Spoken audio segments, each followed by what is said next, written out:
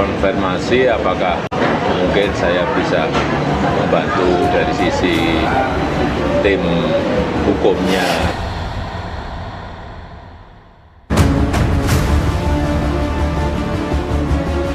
Karena saya tidak membimbing, tidak mengetahui, tidak ada prosesnya, pembimbingnya itu Profesor Sumitro. Jadi kalau mengenai ijazah sampai palsu itu saya tidak bisa sama sekali cerita.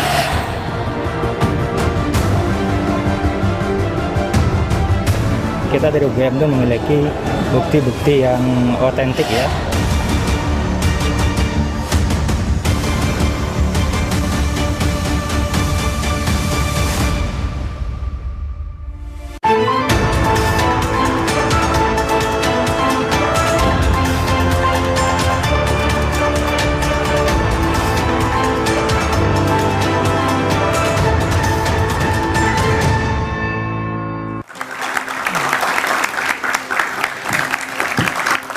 Halo, selamat malam saudara. Kisruh keaslian ijazah Presiden ke-7 Joko Widodo menggelinding jauh kemana-mana.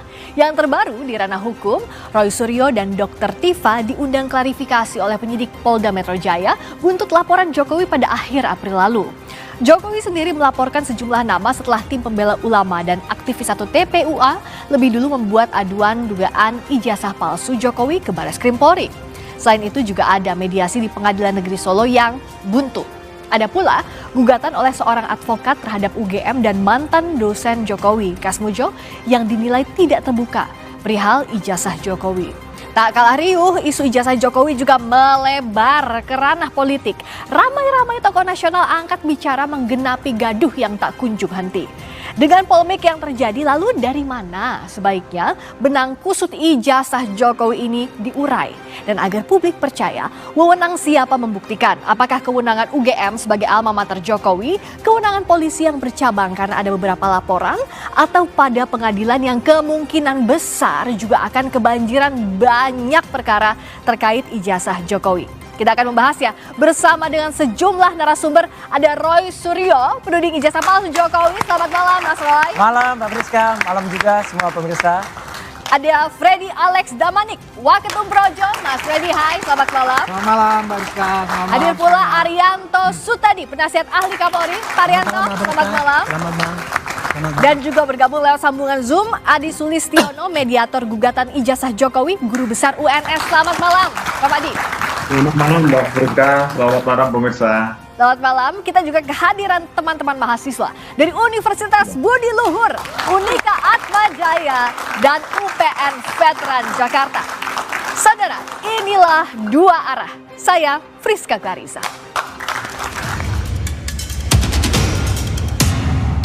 Di tengah gugatan dan gugatan balik terkait keaslian ijazahnya, Presiden ke-7 RI Joko Widodo menemui Kasmujo, mantan dosen UGM di kediamannya di Yogyakarta. Begitu datang saya terima kasih matur nuwun. Saya ditilihi anak buah juru murid saya. Kalau saya dengan orang-orang bilang saya itu dosennya, saya gurunya. Jokowi mengaku ia menemui mantan dosennya untuk menawarkan bantuan hukum. Kasmujo bersama rektor, wakil rektor, hingga dekan Fakultas Kehutanan UGM digugat secara perdata ke PN Sleman karena UGM dinilai bungkam di tengah polemik keaslian ijazah Jokowi. Saya membaca beliau, Pak Insinyur Kasmujo, kemudian dekan Fakultas Kehutanan, rektor UGM digugat.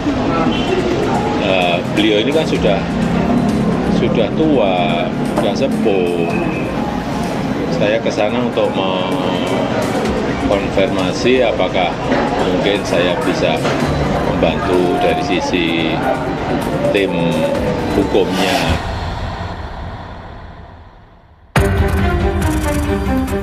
Kegaduhan isu keaslian ijazah Jokowi tak hanya karena saling lapor ke polisi dan saling gugat di pengadilan. Soal polemik ijazah bahkan turut disinggung Presiden kelima sekaligus Ketua Umum PDI Perjuangan Megawati Soekarno Putri. Dan itu sekarang sudah jadi urusan ijazah dan narkoba. Ya, sama dia.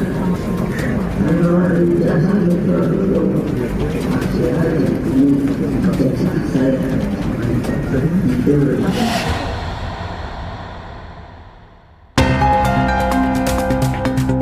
Komardin, advokat di Makassar yang menggugat UGM dan mantan dosen UGM, mengajukan gugatan dengan alasan jejak akademik Jokowi bisa dibuktikan di pengadilan.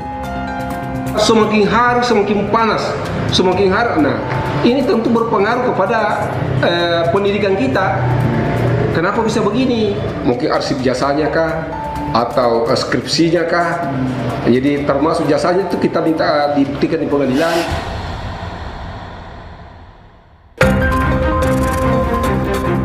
Pihak UGM menyatakan tengah mempelajari gugatan dan menyiapkan bukti di persidangan. Tentu kami pelajari ya, itu kami pelajari gugatannya gitu. Kita dari UGM itu memiliki bukti-bukti yang otentik ya, terkait dengan status gitu ya, keberadaan Pak Jokowi di lingkungan kami, di universitas kami gitu.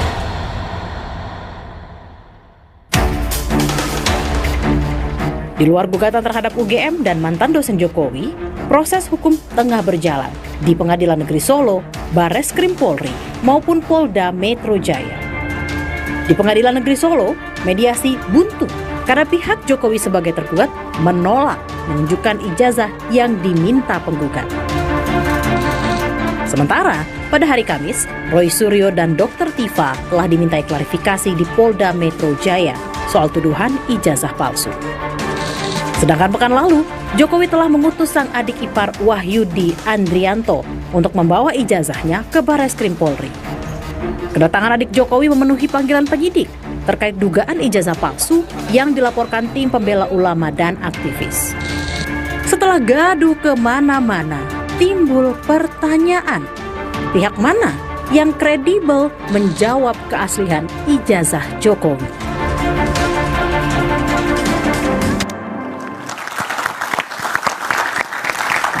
Dalam hidup ini kan yang jadi pertanyaan kejelasan status ya. Nah, tapi kalau dalam kasus laporannya Pak Jokowi yang diajukan oleh Pak Jokowi, statusnya Mas Roy ini apa sih, terlapor atau apa? Lah itu, menarik kan? Jadi kemarin tuh ada pelapor yang sudah menuliskan locus delicti dan tempus delicti dengan terlalu berani. Tapi ternyata tidak seperti yang diomongkan sebelumnya. Kan yang diomongkan sebelumnya kan lawyernya mengumbar tuh, ember istilahnya.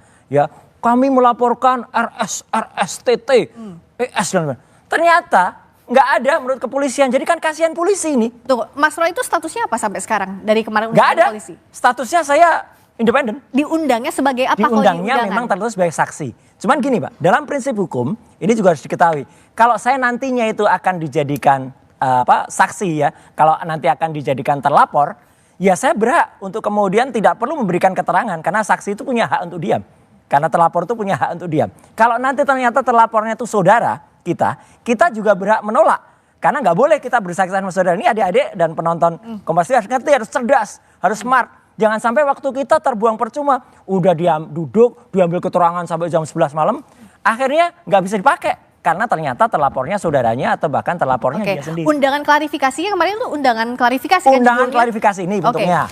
Boleh diperlihatkan. Nih.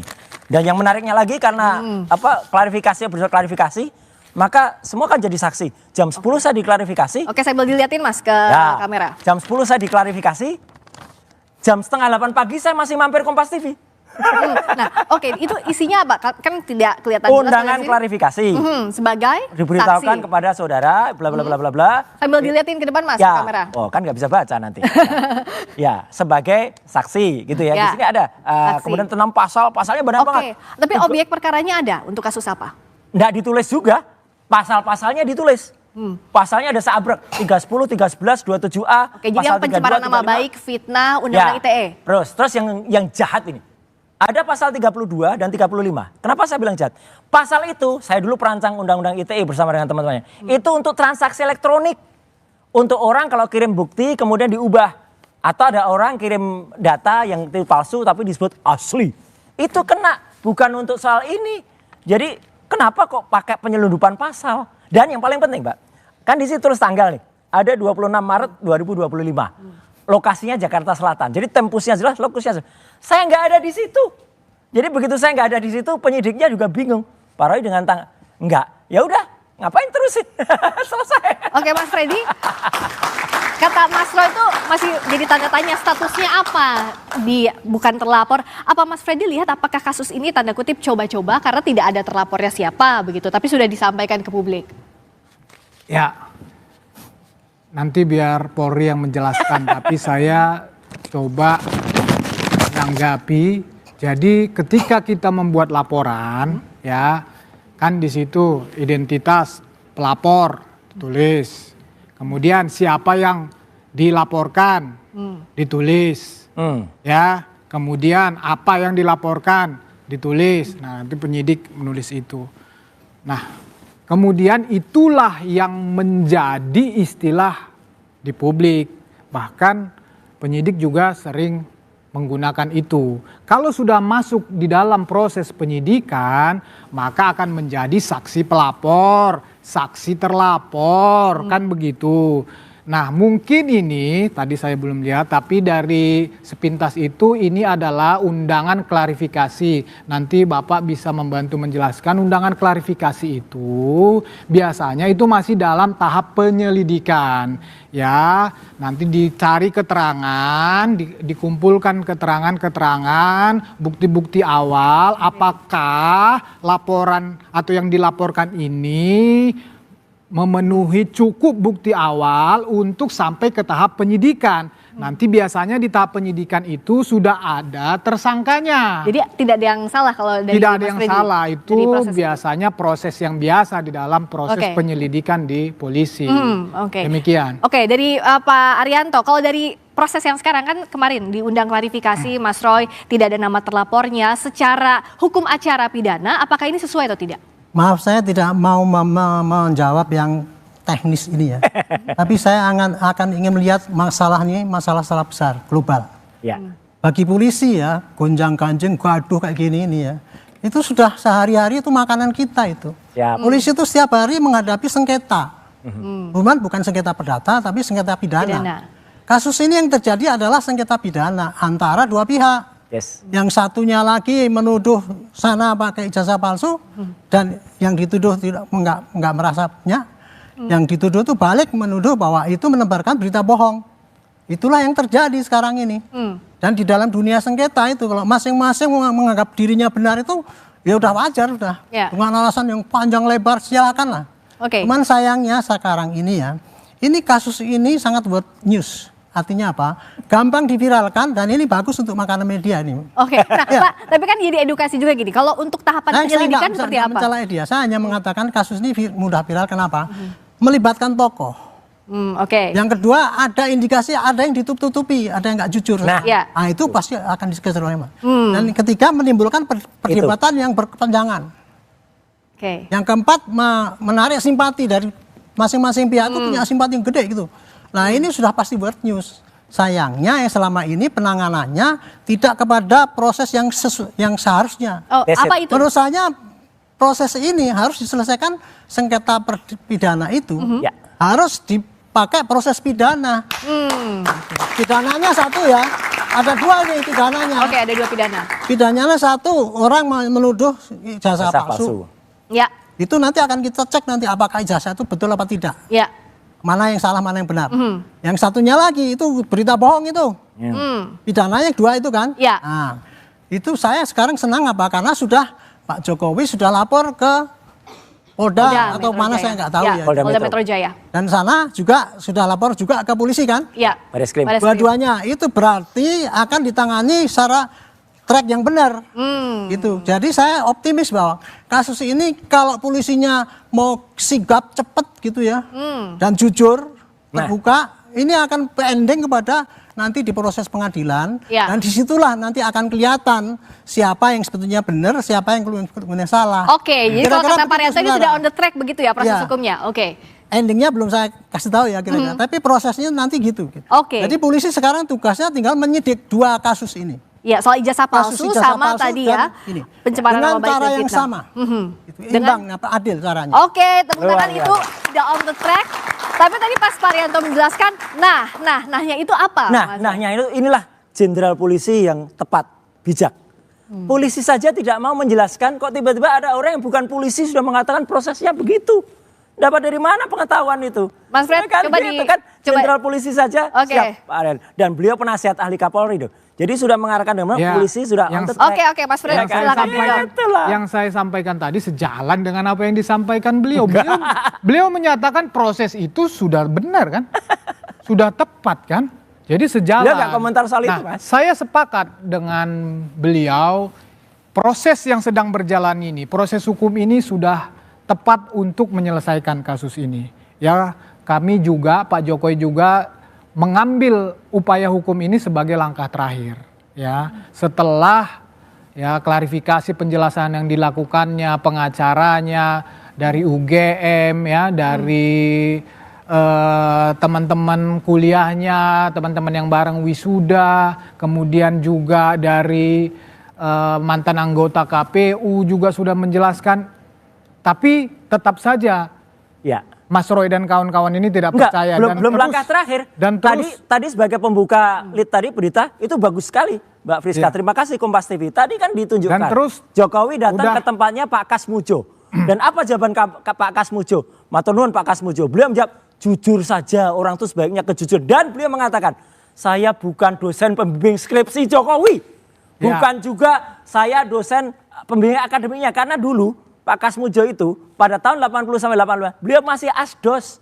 Asdos tuh nggak berhak tanda tangan di situ. Jadi bohong semua soal Pak Kasmujo itu, apalagi nggak ada namanya di skripsi. Oke, dari awal proses dianggap tidak jujur.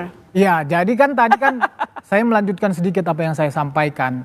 Jadi kan semua yang berhak menyatakan tentang ijazah palsu ini kan sudah melakukan penjelasan dan klarifikasi. Tetapi Mas Roy dan kawan-kawan ini kan terus saja memainkan isu atau menuduh ijazah palsu. Ini fakta Mas, bukan isu Mas. Oleh karena itu Pak Jokowi melaporkan. Kan itu dasarnya ya, merasa martabat dan kehormatannya diserang. Saya menanggapi yang tadi masalah Pak Kasmujo ini. Pak Kasmujo ini silahkan ya, Pak Kasmujo ini kan nggak berdiri sendiri. Ya, ini kan bagian dari UGM. Justru saya melihat justru kehadiran Pak Kasmujo ini di publik ini semakin memperkuat bahwa benar Pak Jokowi itu alumni UGM. Alumni itu bukan berarti lulus, Mas. Kehadiran Pak Kasmujo di situ tidak terlepas dari UGM. Gugatannya saja yang khususnya di Makassar itu menyertakan Pak Kasmujo karena Pak Kasmujo dianggap ya ada keterlibatannya di dalam dalam ijazahnya Pak Jokowi ini, di dalam hubungannya dengan Pak Jokowi ini sehubungan dengan ijazah palsu. Soal ijazah palsu ini tidak hanya di pidana tapi ada juga perdata tadi yang menyinggung nama Pak Kasmujo. Bicara soal Pak Kasmujo yang sudah muncul juga dan didatangi oleh Pak Jokowi, sebenarnya seperti apa sih posisinya dalam kasus ini? Sesaat lagi di Dua Arah.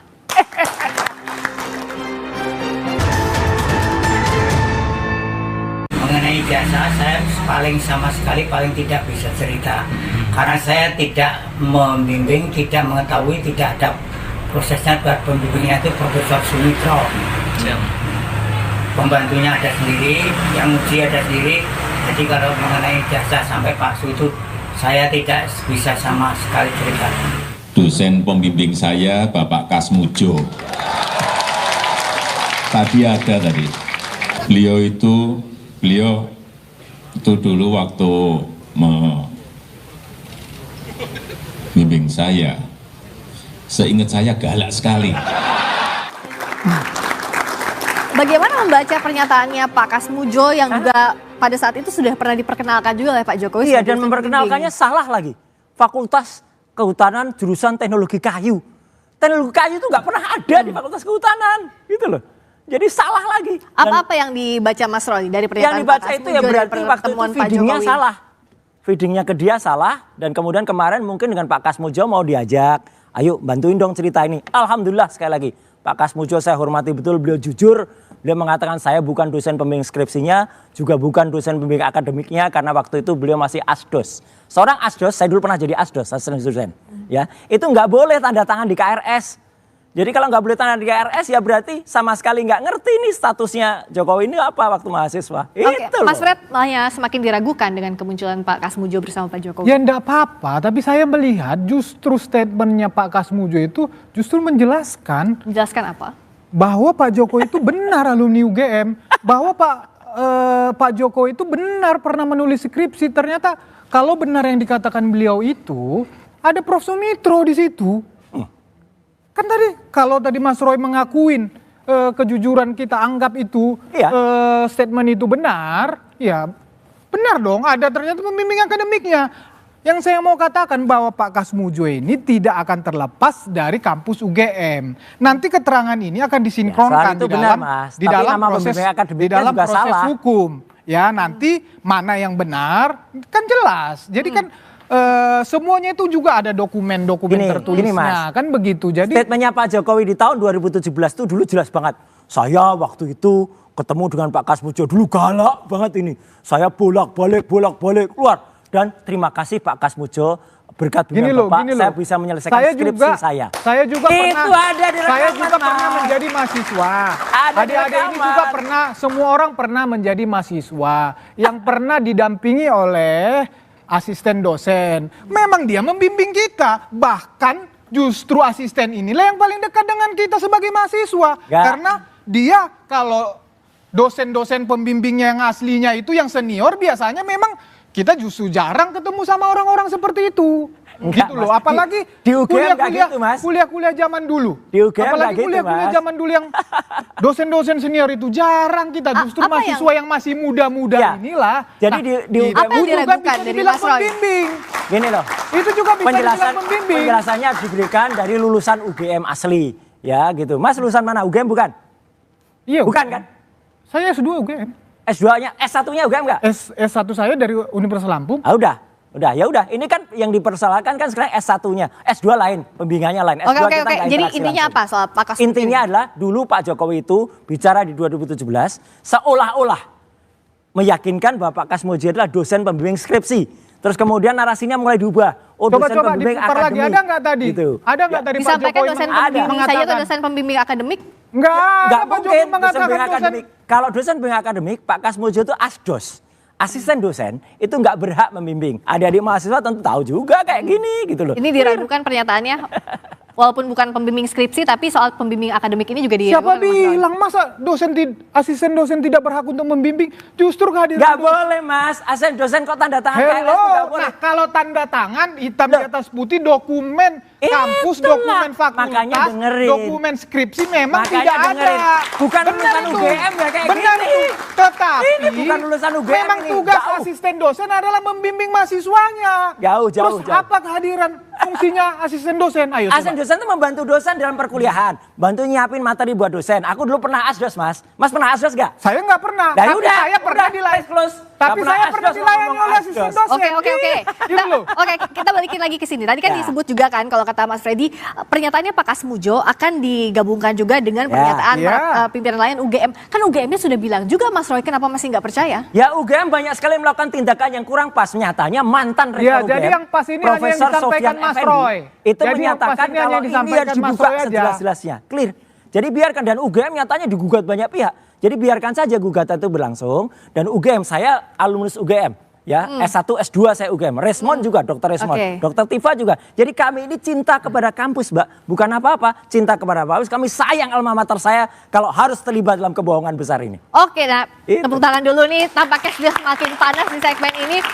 Kan yang ditunggu juga dalam proses ini tidak cuma laporan pidana, ada gugatan perdata yang di PN Sleman, ada juga gugatan perdata yang di PN Solo. Saya ke Prof Adi. Proses mediasi kenapa kok buntu ya, Prof Adi? Apa sih yang jadi kebuntuan dan kendalanya? Jadi ada bottleneck soal ini? Selamat malam Mbak Priska. Jadi Selamat malam, Prof. Ada gugatan data yang dilakukan oleh Pak Taufik di Pengadilan Negeri Solo adalah gugatan perbuatan melawan hukum. Yang digugat ada 4. Yang pertama Pak Jokowi, kemudian KPU, kemudian UGM, dan SMA 6 Solo. Jadi dalam perkara perdata itu diwajibkan sebelum diperiksa pokok perkara akan ditangani secara mediasi. Kemudian pihak Pak Jokowi tergugat 1, 2, dan 3, dan 4 dan menggugat sepakat memilih mediator dan saya ditunjuk sebagai mediatornya. Nah kemudian saya membagi pemeriksaan menjadi 4 tahap. Yang pertama resume perkara yang dibacakan oleh pihak penggugat dan ditanggapi oleh tergugat. Ya. Kemudian pertemuan kedua adalah kaukus, saya ketemu dengan pihak penggugat tergugat secara terpisah kamar Ya. untuk menyampaikan persepsi, untuk berdiskusi banyak hal. Ya. Kemudian nanti kesepakatan kemarin baru nanti kesimpulan. Nah, Jadi proses mediasi ini baru berhasil, kuncinya adalah itikat baik para pihak. oke. Jadi saya sebagai mediator adalah berdiri di tengah-tengah antara pihak penggugat dan tergugat, tidak boleh berat sebelah. Dan setelah kami lakukan proses pemeriksaan beberapa kali, Ya. nampaknya khusus untuk pihak penggugat dan tergugat satu sudah sepakat mediasi tidak berhasil. Oke, tidak berhasil Sedangkan ya. untuk tergugat 2, 3, dan 4 kita upayakan. Semoga 2, 3, 4 berhasil. Jadi Oke.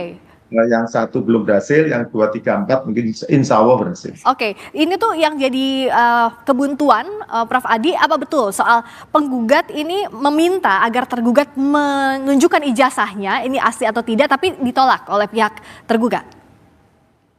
Jadi ketika membacakan resume perkara, pihak penggugat kan sudah seperti yang disampaikan oleh para penggugat dan tergugat di media, makanya saya berani ngomong di sini karena sudah disampaikan di media.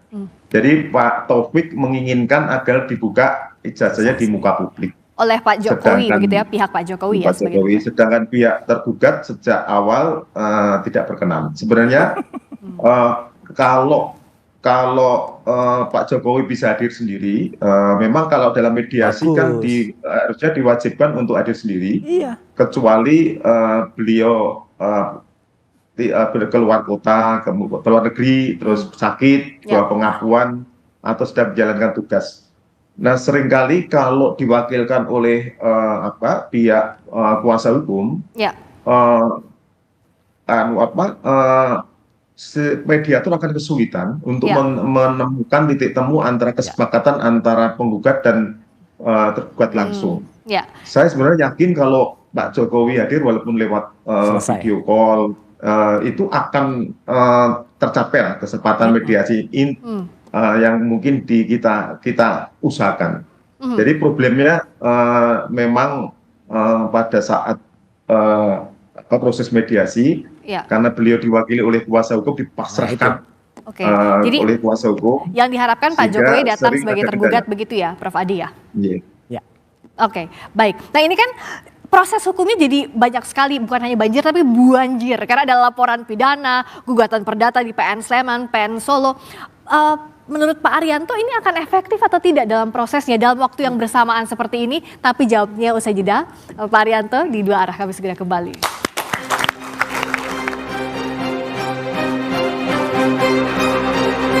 Masih bersama kami di Dua Arah, Pak Arianto, karena banjir laporan pidana dan gugatan perdata. Sebenarnya mana yang harus didahulukan dalam prosesnya, meskipun benang merahnya kan ijazah tapi beda dimensinya pidana dan perdata? Itu tanggapan saya ya, itu tadi itu menunjukkan ya bahwa masyarakat kita itu sekarang menuntut keadilan. Tetapi tidak tahu caranya bagaimana untuk mencari keadilan itu. Makanya kemudian kan itu tadi contoh tadi. Saling berdebat, ini kan begini, saya yang benar dan saya ketawa saya itu. Mestinya yang kayak gitu itu disampaikan di dalam di persidangan nanti. Adu argumentasi itu disampaikan di persidangan. Nah, kalau cuma di media gini yang gaduh itu ya masyarakat yang senang media. Itu jadi ini ya karena Bantu tidak ditangani gitu. dengan prosedur hukum yang betul, akibatnya yaitu tadi tidak efektif. Mestinya ya ini tadi ada tangani pakai prosedur pidana. Satu pidana itu memalsu ijazah, satu pidana untuk mencemarkan nama. Sebenarnya cukup ya dengan dua laporan pidana itu? Dua laporan itu saja. Makanya saya berharap polisi ini supaya tidak gaduh-gaduh terus ya, walaupun kegaduhan di media itu sekarang bukan suatu termasuk di dalam satu pasal yang menurut MK dibatalkan itu ya. Tetapi kegaduhan ini kalau dibiarkan nanti bisa jadi kegaduhan fisik. Oke Pak Arianto, antara peserta yang backing ini sama sebenarnya ini pasti akan terjadi di lapangan. Nah, itu tadi. Tapi kalau untuk gugatan perdata artinya tidak diproses dahulu juga tidak apa-apa atau seperti apa? Kalau perdata itu hak seseorang, nggak bisa ditolak. Hakim pasti menerima, terus kemudian tapi ketika mau gugat mesti didamaikan dulu. Itu normatifnya kayak gitu. Iya, gitu. dan pun laporan pidana yang ada di daerah pun juga kan ada Ya. itu semestinya yang dikedepankan 2 pidana yang di Ya, Barreskrim mestinya dan ini Polda dulu saja. Kalau ini ya, ini mestinya tuh dua pihak tuh dari dulu sudah melaporkan masing-masing.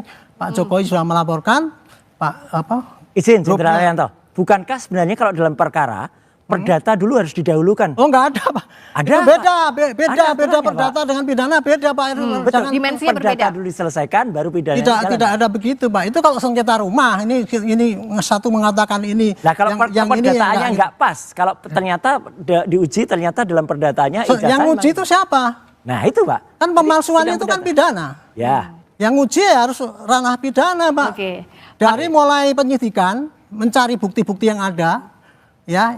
Ini tadi kalau untuk kasus pidananya, maka penyidik akan mencari mana bukti-bukti yang menunjang bahwa itu Ya. asli. Ya. Pasti dicari dong dari saksi-saksinya temannya Pak Jokowi, dari Universitas sana dan sebagainya gitu.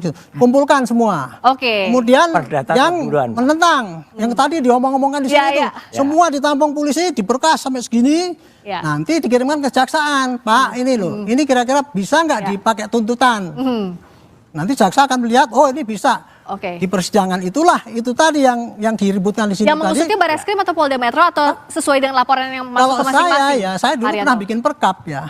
Kalau penanganan kasus yang 2 ini, dan itu pihaknya cuma itu juga, Ya. buktinya sama, sebaiknya ditangani dalam satu instansi. Oh, satu saja. Satu, maksudnya antara apa? itu manapun. Maksudnya gini, supaya barang buktinya itu nggak kesana kesini. Karena apa? Oke. Karena bukti pemalsuan sama penuduhan itu kan sama itu. Oke. Makanya satu instansi ya, misalkan Metro atau di Barreskrim, tetapi beda unit gitu. Oke. Jadi bisa Tapi di relevan. Oke, tapi oleh satu Ya, mudah-mudahan instansi ini yang sama. polisi cepet itu. Oke, tepuk tangan kita diharapkan cepat. Mas Roy setuju nggak apa yang dibilang Pak Arianto?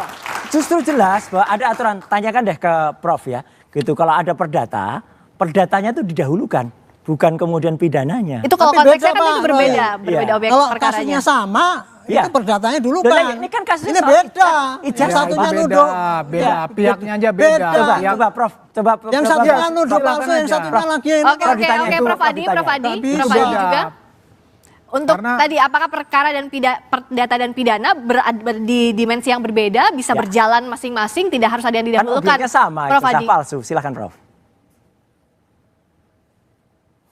Prof Adi? Ya. Ya, silakan. Tadi perdebatannya kalau di sini kan harus yang mana yang Ada didahulukan perdata perdata sama sama pidana. pidana. Kalau menurut Dahulukan Prof perdata Adi, dulu, Prof. sebentar Mas Roy. Yang harus didahulukan yang mana? Apakah perdata, pidana atau masing-masing bisa berjalan? Sebenarnya masing-masing bisa berjalan sendiri-sendiri.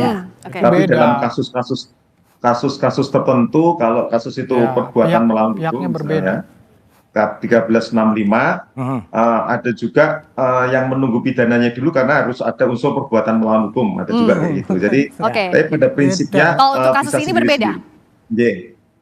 Oke. Jadi kalau- pada prinsipnya bisa sendiri-sendiri. Oke, bisa Pidana sendiri-sendiri itu dan pidana. clear ya sama ya tadi yang Beda. disampaikan. Ya, clear. Beda Oke. pada pihaknya. Oke, akhirnya Oke. artinya kalau Mas Roy siap dong adu bukti manapun laporannya pidana siap. maupun Dan perdata. tadi yang diceritakan Prof Adi tadi menarik, Mbak. Ketika Jokowi nggak hadir 2 kali ya, pertama di soal mediasi pertama dan kedua soal kakus. Ketika nggak hadir di pertama tuh oke, dia masih berada di Vatikan waktu itu. Tapi yang kedua tuh dia ada di Solo. Dia ada di Solo bahkan nerima pemain band. Ini kan gimana mau sidangnya ada di Solo kok nggak hadir? Padahal kan alasan nggak hadir harusnya kan dia lagi pergi, lagi dinas gitu.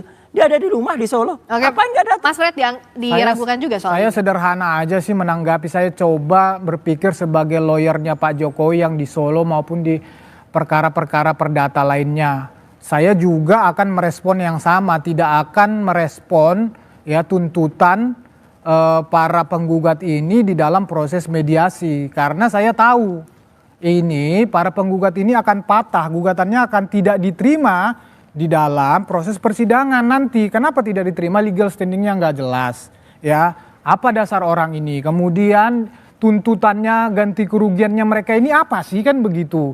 Nggak jelas. Jadi saya yakin 100% bahwa kan juga udah pernah dilakukan. Oke. Gugatannya tidak diterima karena itu jelas, hukumnya itu jelas kok. Kalau 1365 itu mendalilkan kerugian, itu harus kerugian yang dialaminya langsung. Oke, Apalagi itu yang perdata kayak ya, yang di Makassar itu. Apa hubungannya dengan kurs rupiah coba? Oke. Jadi saya percaya ya memang nggak perlu direspon walaupun memang harus mediasi itu wajib, tetapi kita kan pakai logika hukum juga. Ngapain direspon kok baik. tidak akan diterima ini gugatan. Menghormati persidangan. Oke, tapi soal yang ada di Polda Metro juga Barreskrim, Mas Roy sempat bilang ini ada skenario penyelamatan, maksudnya apa? Ya, jadi artinya kan ada yang kemudian satunya dipercepat. Yang di Barreskrim itu, meskipun saya tidak ikut menggugat di sana, tapi gugatan dari teman-teman itu kan sudah didaftarkan per Desember 2024 yang lalu. Lambat banget. Terus tiba-tiba ketika Jokowi lapor tanggal 30 April, hari itu juga dia lapor di SPKT, hari itu juga langsung di BAP, hari itu juga muncul surat perintah penyelidikan. Ini Pak Arianto, kalau itu dilakukan untuk semua masyarakat, hebat Pak polisi Pak. Gitu. Nyatanya kan tidak. Kalau kita lapor di SPKT, kita tunggu dulu kapan nanti tiba-tiba dipanggilnya. Kalau semua orang diproses kayak Pak Jokowi kemarin, saya salut kepada kepolisian dan lakukan itu untuk semua masyarakat. Jadi semua itu masyarakat. Pernah Pak Roy, Pak Roy pernah ngelapor? Pernah membuat laporan polisi? Pernah. Gimana? Pernah. Polda Metro. Kapan? Kira-kira setahun atau setengah tahun yang lalu. Enggak, bikin laporan polisi sudah? Iya sudah. Terus ya udah lapor aja di SPKT, nunggu Pak. Nunggu kita diberitahu nanti lewat website. Setelah itu agak lama baru kemudian di BAP. Ya gitu. Terus lama dulu penyelidikannya, surat perintah penyelidikannya baru muncul. Ini Jokowi dilihat tuh satu hari loh Pak. Karena Pak Jokowi sudah rame banget ya, pasti langsung di. Kan ada yang bilang no viral no justice kan? Enggak, tapi nggak imbang gitu. Pak, kasihan masyarakat Pak. Ya itu kenyataannya begitu, tapi gini ya. Kenyataannya gitu ya Pak ya. Kenyataannya Jokowi jalur yang benar itu ya bikin LP Pak. Ya. Betul, betul. Sudah benar jalurnya itu. Adapun itu nggak ditanggapi polisi, oke lah. Tapi kan sekarang sudah. Ya, tanggapi cepat sehari langsung selesai. Enggak, sekarang kan sudah ditanggapi yang sekarang. Yang laporan yang sekarang ini. Artinya kalau menurut Pak Arianto, saya tanya ini. Sudah Pak Jokowi kan sudah ada perbedaan ditindaklanjuti. Ya. Laporan dari Bapak sudah ditindaklanjuti. Ya sudah kan sama-sama sekarang. Berarti apa masalahnya dong kalau masalahnya gitu ditanggapi dua-duanya?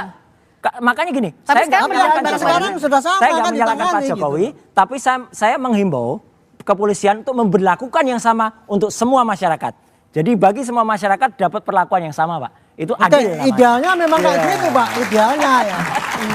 Tapi dalam kondisi sekarang kan laporan Pak Roy sudah ditindaklanjuti, yang dari Pak Jokowi sudah terlanjut. Ya sudah itu kita fokus pada ini aja, kemudian jangan melihat yang saya tahu juga dari statement Mabes Polri, itu sudah lama juga ditindaklanjutin, sudah puluhan saksi diperiksa dalam proses laporan dari. Ya lapornya kan udah sejak tahun lalu Mas.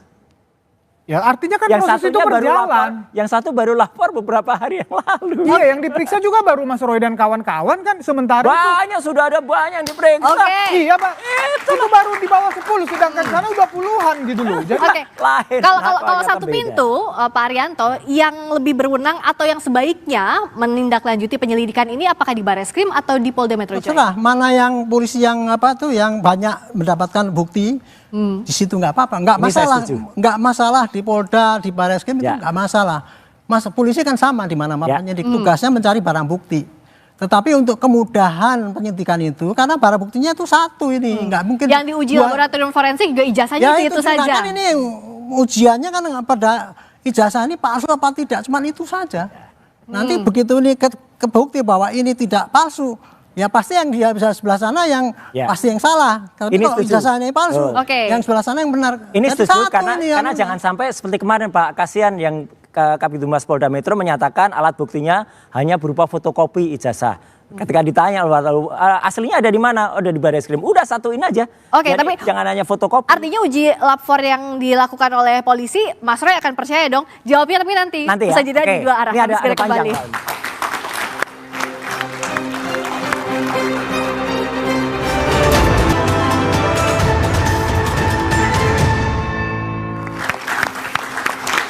Karena 3 segmen tadi cukup panas, sudah kipas-kipas dulu narasumber saat iklan tadi. Sekarang kembali lagi ke Mas Roy. Jadi untuk uji forensik dari Polri harusnya setuju dong, percaya?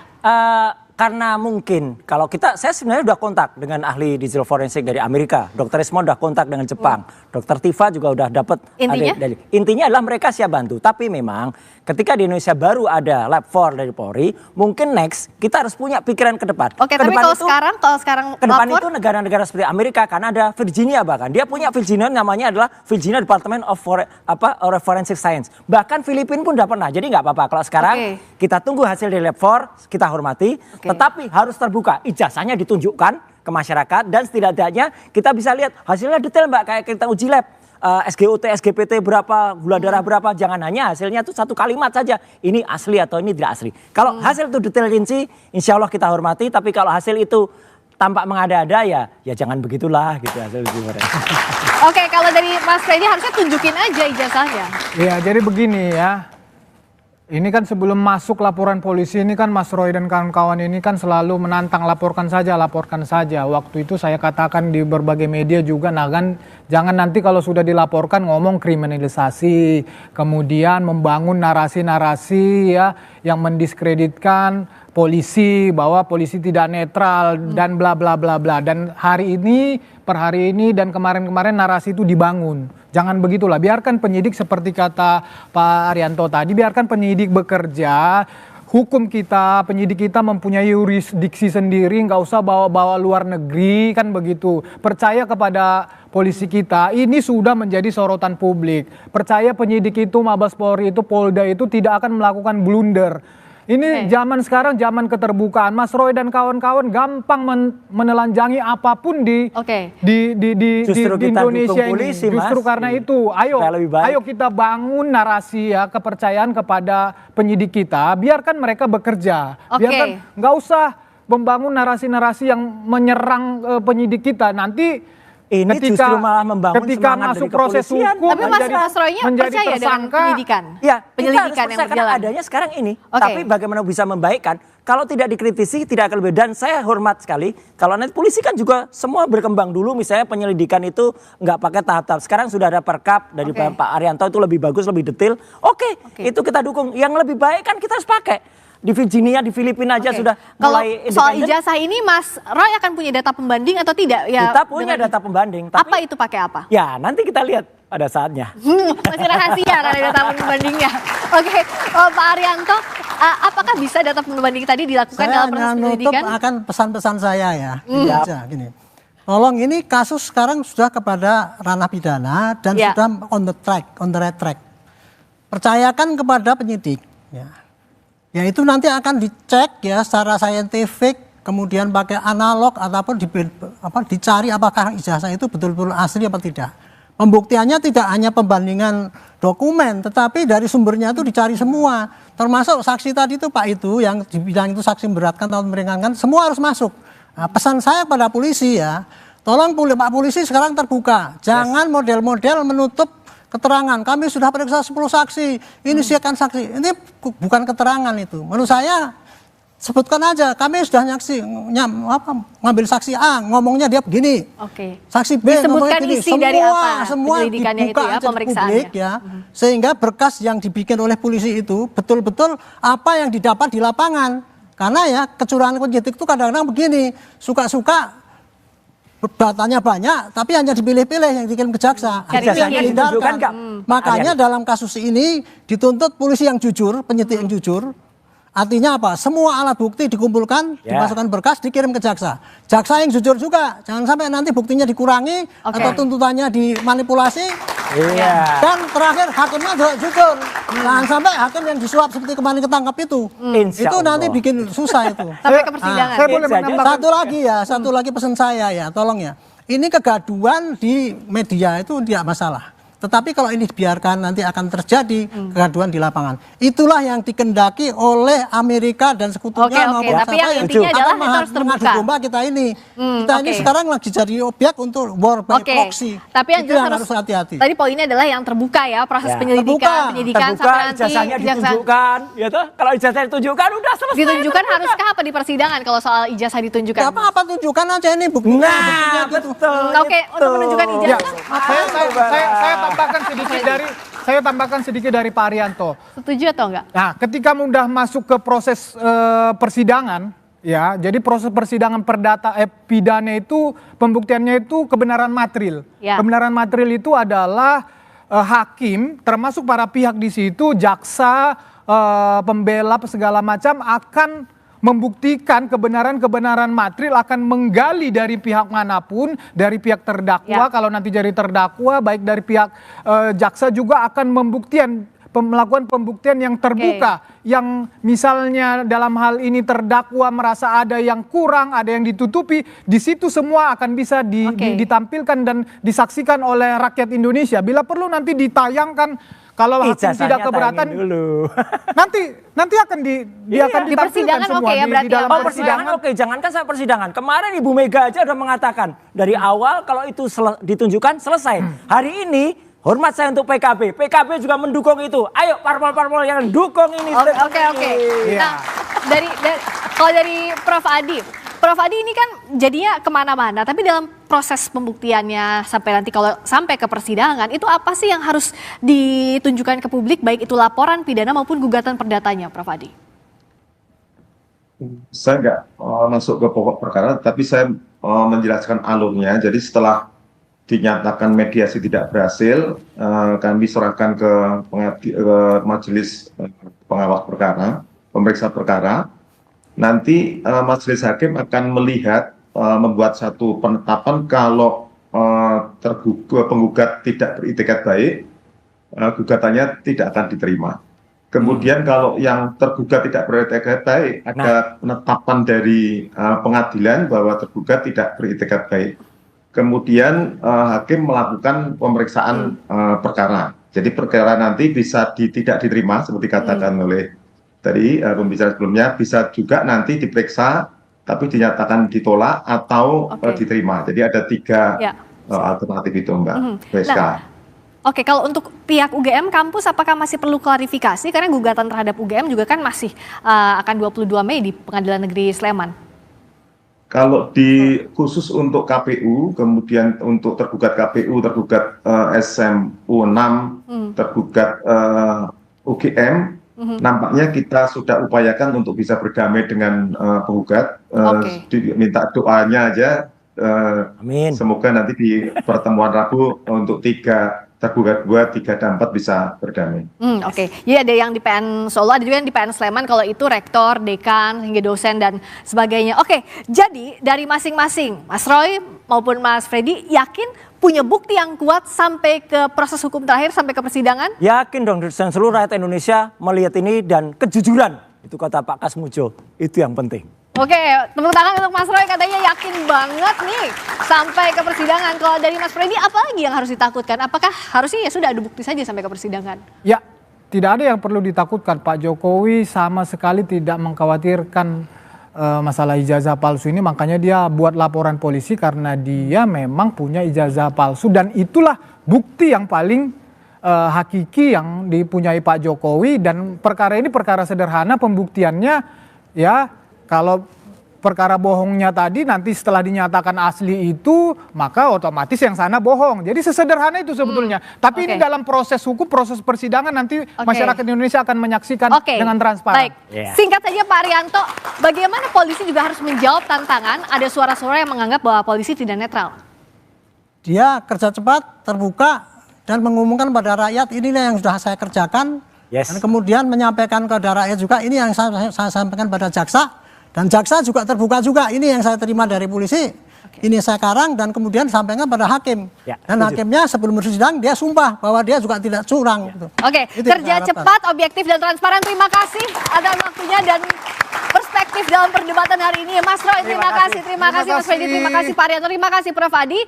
Dan demikian Dua Arah malam ini, saya Friska Clarissa pamit undur diri, sampai jumpa pekan depan. Terima kasih.